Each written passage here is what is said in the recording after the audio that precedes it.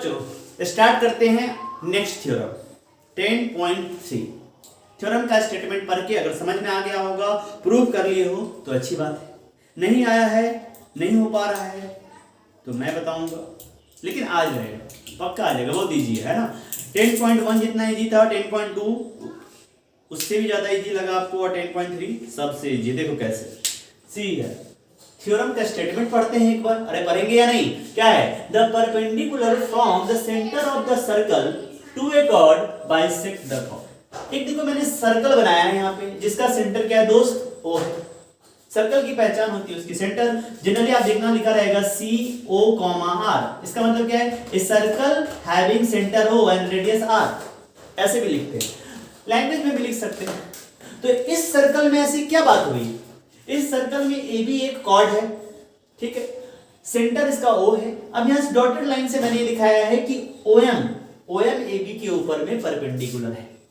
अगर ये परपेंडिकुलर है तो ये क्या कर रहा होगा? ये सामने वाले कॉर्ड को दो इक्वल पार्ट में बांट दे रहा होगा। मतलब क्या हो रहा होगा कि ये जो AB है वो दो पार्ट में बट गया इस तरह से कि AM अब BM के इक्वल है। यही हमें प्रूफ करनी है। ये बात कही गई है यहाँ पे, इस स्टेटमेंट में यही बात कही गई है, जिसे हमें मैथमेटिकली प्रूफ कर देना है लॉजिक के हिसाब से। कुछ लॉजिक लगाएंगे और ये सही हो जाएगा। क्लियर? तो यहाँ पे दोस्त ये जो OM है ना, OM ये मैंने AB के ऊपर में परपेंडिकुलर डाला है, ये क्वेश्चन में गिवन है। प्रूफ क्या करना है? AM और MB। तो चलो जो अपना स्टाइल है, गिवन लिखते हैं हम लोग पहले। गिवन में क्या लिखते हैं? बोलो क्या लिखोगे? एक देखो, लैंग्वेज को बहुत लंबा चौड़ा नहीं लिखना है, सिंपल लिखना है। छोटे छोटे लैंग्वेज को मतलब सेंटेंस बनाओ तो आसान रहेगा, समझना आसान है, लिखना भी लंबे समय तक याद रहेगा, और इंफॉर्मेशन को पुट करने आना चाहिए। मेन यही है, थ्योरम्स को प्रूफ करना। चाहे जो भी ज्योमेट्री हम 9th में पढ़ते हैं, मैक्सिमम जो क्वेश्चंस आते हैं उसमें आपको प्रूफ करने आना चाहिए। चलो बातें नहीं करते, स्टार्ट करते हैं। गिवन क्या है दोस्त? ए सर्कल हैविंग, है ना, a circle with centre O, a circle with centre O having chord AB।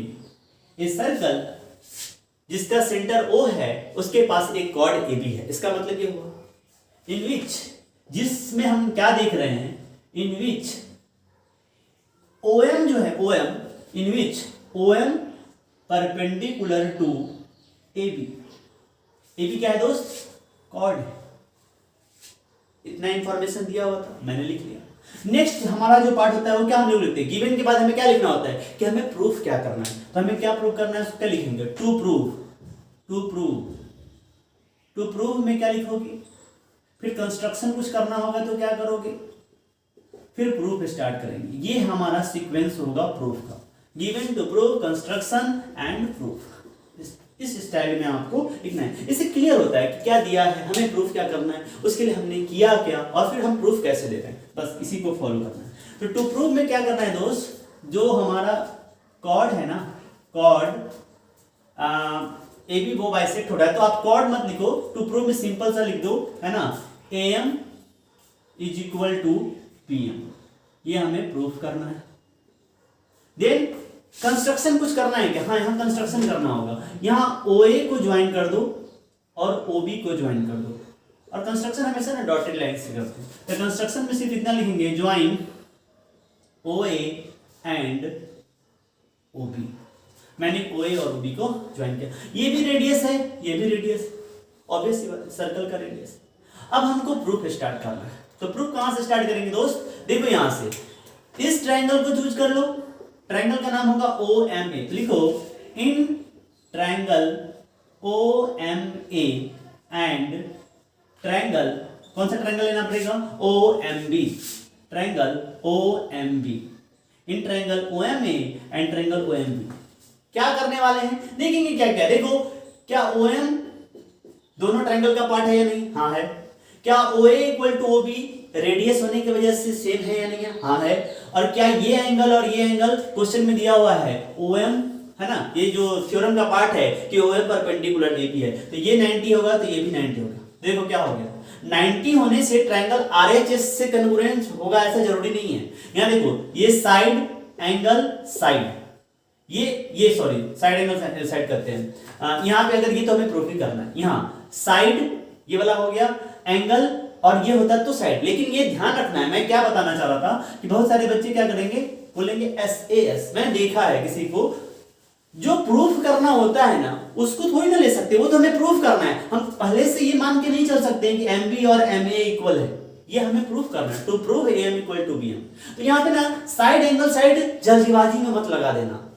यहाँ पे क्या हो रहा है देखो, 90 डिग्री के सामने वाला साइड यस और 90 डिग्री के सामने वाला साइड यस, ये दोनों एग्री हो रहे हैं, हम सेम है। मतलब राइट एंगल सामने वाला हाइपोटेनस और फिर उसके बाद ये वाला साइड दोनों में कॉमन है, तो RHS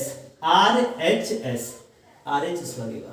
तो लिखो यहाँ पे क्या क्या लिख सकते हो, देखो यहाँ पे मैं लिख सकता हूं एंगल OMA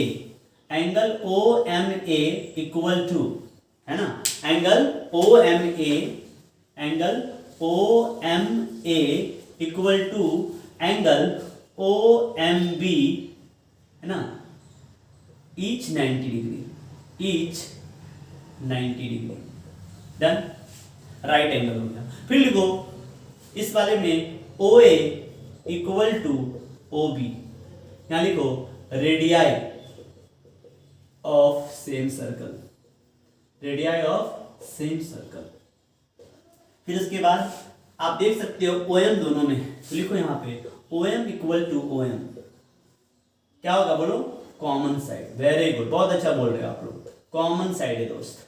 तो आप देखो यहां से क्या लगता है, right angle hypotenuse and side RHS लग रहा है, लिखेंगे therefore triangle OMA is congruent with triangle OMB। कौन सा क्राइटेरिया लगेगा, फ्रॉम लिखना पूरा, क्या लिखूंगे यहाँ पे, फ्रॉम RHS कन्ग्रुएंस क्राइटेरिया, पूरा लाइन लिखोगे आप लोग, फ्रॉम RHS कन्ग्रुएंस क्राइटेरिया। लिख पाओगे ना यहाँ से। अगर ट्रायंगल कन्ग्रुएंट हो गया दोस्त, तो हमने सीखा है कि ट्रायंगल जब कन्ग्रुएंट होते हैं तो हम उसमें CPCT लगाते हैं, corresponding part of congruent triangle.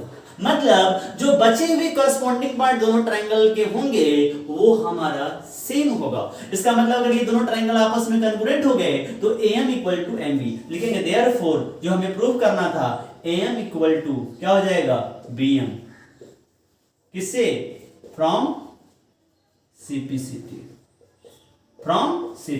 hence proved। क्या ये बात आपको समझ में आ गई दोस्तों? ये बहुत ही इजी थ्योरम है ना, बट पूछ दिए जाते हैं एग्जाम में, आपको आना चाहिए। ये किसी क्वेश्चन में जब हम यूज करेंगे तो डायरेक्ट इस पार्ट को यूज करेंगे, कहीं पे सेंटर होगा सर्कल का और वो कॉर्ड पे जा रहा होगा परपेंडिकुलर, मतलब सामने वाले कॉर्ड को वो बाइसेक्ट कर रहा होगा। तो ये क्वेश्चन में डायरेक्ट और बिंदास यूज किया करेंगे, बट अगर प्रूफ करने के लिए आएगा तो इस सीक्वेंस में आपको प्रूफ करना होगा। अरे समझ गए हो क्या, तो छापो और उसके बाद 10.4 करो, नहीं होगा तो फिर से देखो, आएगा। चलो छापो।